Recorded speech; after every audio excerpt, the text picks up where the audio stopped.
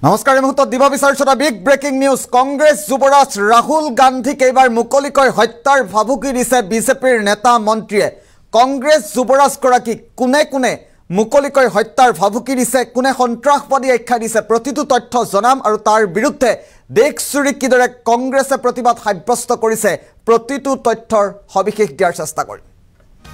আৰু big breaking news এই মুহূৰ্তত জনোৱাৰ চেষ্টা কৰিছো কংগ্ৰেছ যুৱৰাজ ৰাহুল গান্ধীক এইবাৰ মুকলিকৈ হত্যাৰ ভাবুকি দিয়া হৈছে চাৰি বিজেপি নেতাই কংগ্ৰেছ যুৱৰাজক দিছে হত্যাৰ ভাবুকি এটা ডাঙৰ খবৰ ৰাজ্যৰ ৰাজনীতিক প্ৰেক্ষাপটৰ এটা ডাঙৰ খবৰ এই মুহূৰ্তত ইন্দিৰা গান্ধীৰ দৰে ৰাহুলকো গুলিয়াই হত্যা কৰা হ'ব বুলি ভাবুকি ভৰা মন্তব্য কৰিছে দিল্লীৰ ৰাজপথতে ৰাজহুৱাকৈ মন্তব্য কৰিছে বিজেপিৰ প্ৰাক্তন বিধায়ক তাৰবিন্দৰ সিং মাৰুৱাই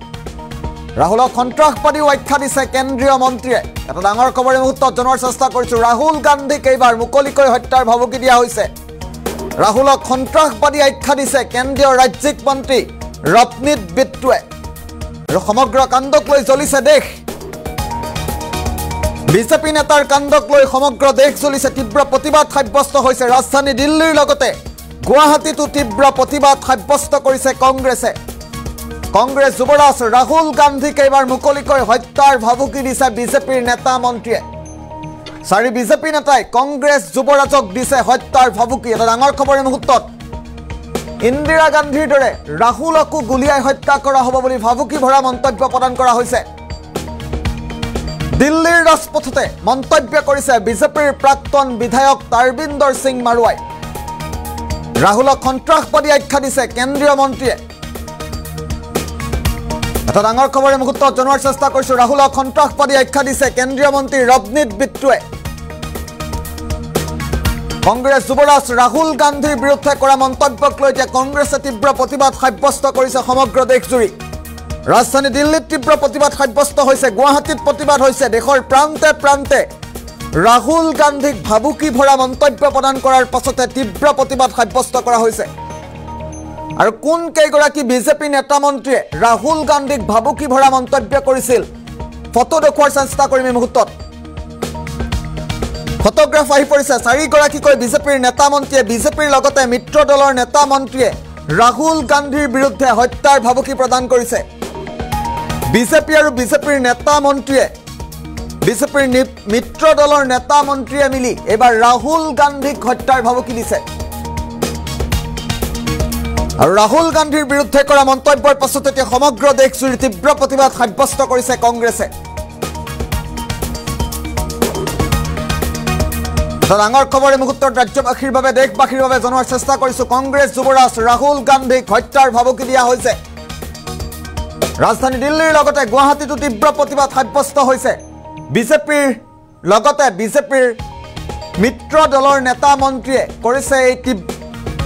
বিস্ফোৰক মন্তব্য আৰু চাৰি বিজেপি নেতাই কংগ্ৰেছ যুৱৰাজক দিছে হত্যাৰ ভাবুকি আৰু এই সন্দৰ্ভত কংগ্ৰেছৰ তৰফৰ পৰা প্ৰতিক্ৰিয়া প্ৰকাশ কৰা হৈছে গুৱাহাটীত প্ৰতিবাদ সাব্যস্ত হৈছিল গুৱাহাটীত প্ৰতিবাদ সাব্যস্ত কৰাৰ পাছতে কংগ্ৰেছৰ মন্তব্য আহি পৰিছে মুহূৰ্তত পুনে পুনে মন্তব্য শুনোৱাৰ চেষ্টা কৰিম মাননীয় ৰাহুল গান্ধী ডাঙৰীয়াৰ ওপৰত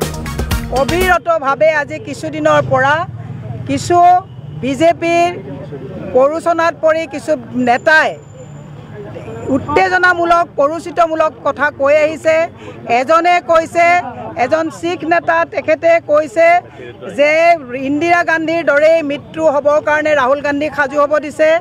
আৰু এজন শিৱসেনাৰ বিধায়ক চিন্নে সমষ্টিৰ তেওঁ সঞ্জয় আপোনাৰ গায়কোৱাৰ তেখেতেও কৈছে যে ৰাহুল গান্ধীৰ জিভা কাটিলে 11 লাখ টকা পুৰস্কৃত দিয়া হ'ব আমি আমাৰ মাননীয় নেতাজনৰ জীৱনৰ প্ৰতি যি ভাবুকি আহিছে গোটেই ভাৰতবৰ্ষতে আজি প্ৰতিবাদ সাব্যস্ত কৰা হৈছে আৰু আমি আজি এই মানৱেন্দ্ৰ শৰ্মা কমপ্লেক্সৰ পৰা বিজেপি চৰকাৰক সকীয়াই দিব বিচাৰিছোঁ যে কংগ্ৰেছে ভাৰত স্বাধীন কৰা এটা পাৰ্টি ব্ৰিটিছক ভয় নকৰা এটা পাৰ্টি গতিকে তেওঁলোকে এনেকুৱা প্ৰৰোচিতমূলক উত্তেজনামূলক ভয় ভাবুকি প্ৰদান কৰি কংগ্ৰেছক তেওঁলোকে ৰুদ্ধ কৰিব নোৱাৰে সেয়ে আমি আজি সকীয়াই দিব বিচাৰিছোঁ অসমতো আমাৰ অসমীয়া মাননীয় মুখ্যমন্ত্ৰীয়ে বিভিন্ন সময়ত মানুহক ভয় ভীতিগ্ৰস্ত কৰি মানুহৰ মাজত যিটো এটা প্ৰৰোচিত বাতাবৰণৰ সৃষ্টি কৰিছে তাকো আমি সকীয়াই দিব বিচাৰিছোঁ। সেয়ে আজি অসম প্ৰদেশ মহিলা কংগ্ৰেছ, আমাৰ জিলা কংগ্ৰেছ সকলোৰে নেতৃত্বত আমি জিলাই জিলাই আজি এই প্ৰতিবাদী কাৰ্যসূচী আৰম্ভ কৰিছোঁ, যাতে বিজেপিয়ে ভয় আৰু ভীতি প্ৰদৰ্শন কৰি আমাৰ মাননীয় নেতাগৰাকীৰ প্ৰতি যিটো ভয় খাইছে। আজি তাৰিখত নৰেন্দ্ৰ মোদী যেতিয়া বিদেশত গৈছিলে তেওঁলোকে ভাড়া মানুহ দি পেলাই তেওঁ পপুলাৰিটি দেখুৱাইছিলে, কিন্তু ৰাহুল গান্ধী ডাঙৰীয়া যেতিয়া বিদেশত যায়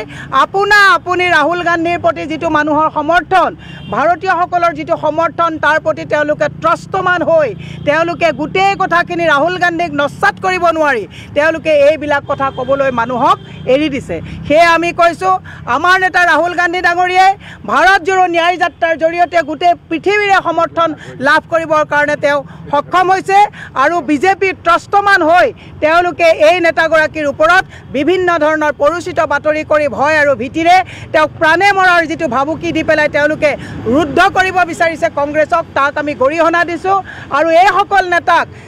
মোদী চৰকাৰে অতি সোনকালে কাৰায়ত্ব কৰি তেওঁলোকক গণতন্ত্ৰৰ প্ৰতি যাতে ভাবুকি কঢ়িয়াই আনিব নোৱাৰে তাৰ কাৰণে আমি আজি এই প্ৰতিবাদ কাৰ্যসূচী আৰম্ভ কৰিছোঁ। हम लोगों ने एनेक्सेस दिए हैं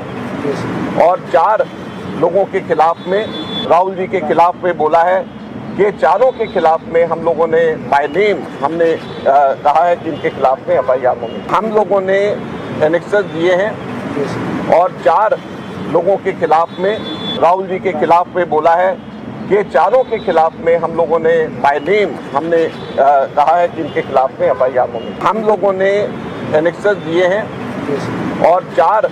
लोगों के खिलाफ में राहुल जी के खिलाफ में बोला है कि चारों के खिलाफ में हम लोगों ने बाय नेम हमने कहा है कि इनके खिलाफ में FIR होंगे। हम लोगों ने एनेक्सेस दिए हैं और 4 लोगों के खिलाफ में राहुल जी के खिलाफ में बोला है